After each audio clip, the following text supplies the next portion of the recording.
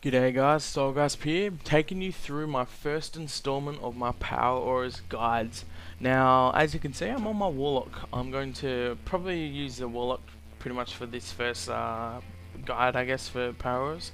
And today I'm just going to run you through pretty much the basics of what each option will do in Power Auras and just kind of get you familiar with using it. And then today's specific lesson, I guess, is going to be focusing on how to set up Power Auras to remind yourself that you're missing certain buffs that you should have, or to remind yourself to rebuff when something drops down, that kind of thing. And it's a fairly simple concept, and I wanted to kind of start off nice and easy. Then as each guide will come out, it'll obviously get more harder and harder, and I'll make sure we go into the nice nitty gritty things, which will involve multiple Power Auras and setting them up to provide a single static aura. So for today it's nice and easy. We're going to go into powers, and I'm just going to run you through the basic kind of functions of each one. So actually I'll start off with the real basic stuff in case if you're a complete noob to it. As you can see down the bottom left, /POWA brings up this frame here. Now this pretty much will just refers to your specific character power auras and then global power auras across all your characters. And you can also import and export these, so that's pretty useful, so you can actually send them to your friends and that. So with that in mind, we're going to use an example of, you can either hit new or edit. We're just going to go to edit, and it will bring up this new pane here, which is the effect editor. Now the glow just kind of refers to whether, I guess, more texture stuff. You can go through all these different things, and you've got different ones that you can look at, like different symbols, and then custom text textures refers to importing stuff that you want to do. So ticking that will just give you more variety. Again, you can have a set text aura, so you can type like derp herp or something, and it'll come up with that instead. Opacity makes sense. How opaque it is. Symmetry and deformation. Deformation I have never touched once, I don't think. Oh, there you go. It kind of makes it wiggly and squiggly and stuff. Cool. You learn something new every day. Alright, symmetry I guess is the same idea. Kind of does cool stuff or something. So size kind of makes sense. How big or small it is. Pretty straightforward. X position, Y position. Again, straightforward. And up and down, left and right. All that good stuff. Now this is the main section you'll be focusing on. We go to activation. You've got your 3 different tabs up here: animation, sound, timer. Now activation is the main one that you'll be looking at. Animation just simply refers to kind of cool animations you can have. You can have a like pulse or bubble or look all electric-y and kind of generic stuff like that. Sound, you can import certain sounds to make the power auras play. And timer, again, it's pretty straightforward. So we're going to go back to activation bar. Now, as you can see, the activation bar is a drop down box, and you've got all these crazy stuff. I suggest you go through this at your own pace, kind of have a look for yourself and get a feel for what each does. You can play around with it for a while. But yeah, pretty much for today we're going to just focus on a buff. Now this little option over here, use own texture, that pretty much will refers to, obviously, as you can see, demon armor. It has its own little texture thing, so if I tick it and I close everything back down and I rebuff it, it actually turns into the texture that the actual buff is down here. So that's the use own texture. You'll find in future videos as well, I actually use this a lot. I very much enjoy the use own texture feature. And stacks kind of makes sense. Obviously if a particular buff stacks to 5 times or whatever, you can track it that way. And here's where you put in the name. Now you can see I can just write demon armor, for example, but if you put a slash, you can see it there as well. You can enter several spell names, for example super buff / power / you can go on forever. So that's the prime example of multiple different buffs that you can be tracking at the same time. So obviously we know we can only have one armor on at any given time on your warlock, either demon armor or fell armor. Now I don't actually have fell armor yet, but here's an example where you can add a slash in to make sure that as long as one of those armors are active, then the buff won't show up. So that's very good. And as you can see down here, these are pretty much straightforward. You kind of grasp the concept. Obviously in combat means only when in combat, in party means only when in party.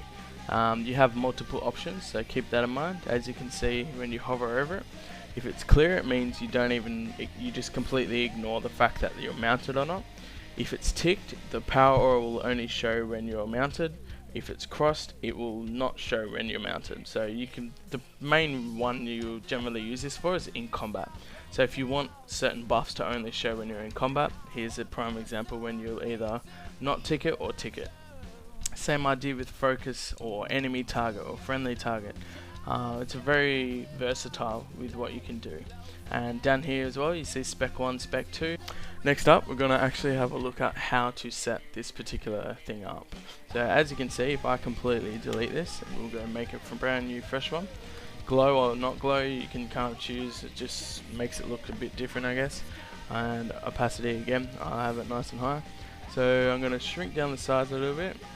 And if you can actually test them all with this little function here, test all. You can see all of them pop up at once, and this is really good for positioning, so you know what to position where. So if you hit a hide all, it'll obviously make them all disappear. Now I only want to track this one, and the reason I say that is because when I make this new one, click on it here, this will stay up as long as you've double clicked it and it's kind of showing. Then I can position it near and next to that one. I tick use and texture because I like to use and texture a lot.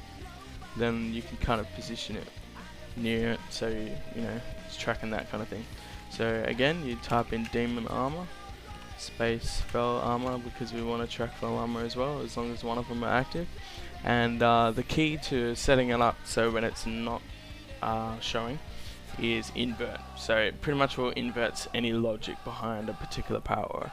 So say for example, if this was just stock standard, you'd be effectively saying you want to show the power aura whenever this buff is active. Now we will obviously want to show it whenever it's not active, so that's where the invert little tick comes in handy.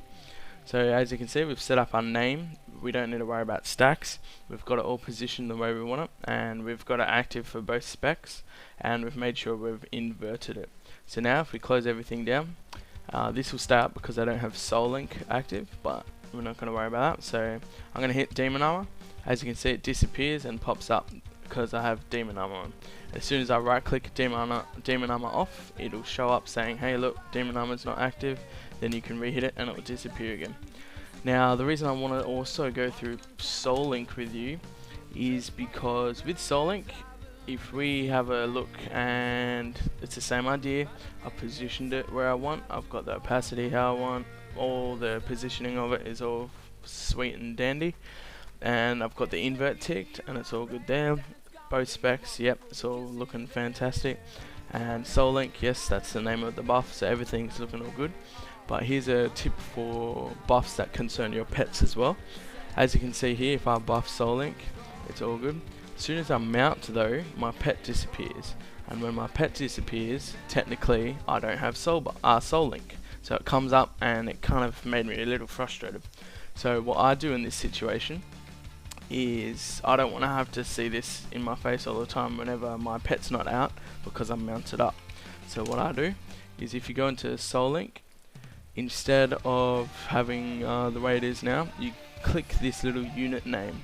Now what you can do here is you set your actual pet name in there, so it'll track it only for your pet, which is Aquatom. Pretty retarded pet name, but sure, why not. Now that I've changed that, obviously Soul Link is on, so when I mount up now, I don't have to worry about the Soul Link popping up. So you can use this for mages, for mage armor, so it's the same idea. You would put mage armor slash molten armor slash frost armor, so make sure as long as you've got one of those armors active, it'll not show up, and it will remind you to make sure you do have an armor up, and that's very useful. And also anything that involves pets, keep in mind that you can use that unit name that I was talking about down here. Make sure you put it in correct spelling obviously, and you're pretty much all good to go. So that'll give you a solid idea on how to make sure you keep your buffs up, things like Inner Will on priests and Fortitude on priests, Shadow Word Protection, all that good stuff. So thank you very much for watching the first installment.